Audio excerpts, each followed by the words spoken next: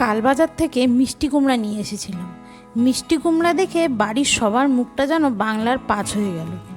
মিষ্টি কুমড়ায় এত অরুচি, দাঁড়াও এমন রেসিপি বানাবো হাত চেটে পুটে খাবে। প্রথমেই মিষ্টি কুমড়া ভালো করে কেটে নিয়ে ছোট ছোট করে সেদ্ধ করে নিলাম।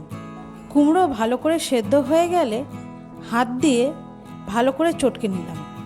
এবার কড়াইয়ে ঘি গরম করে তার মধ্যে কাজু বাদাম আর কিশমিশ ভালো করে ভেজে নিলাম। এবার ওই কড়াইতেই সেদ্ধ করে রাখা কুমড়োগুলো দিয়ে ভালো করে নেড়ে চেড়ে জলটা কিছুক্ষণের জন্য শুকিয়ে নিলাম।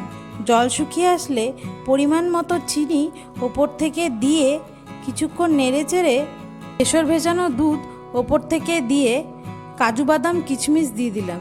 সবশেষে কুমড়োর জল ভালো করে শুকিয়ে গিয়ে মাখা মাখা হয়ে আসলে নামিয়ে নাও কুমড়োর এই দারুণ স্বাদের হালুয়া।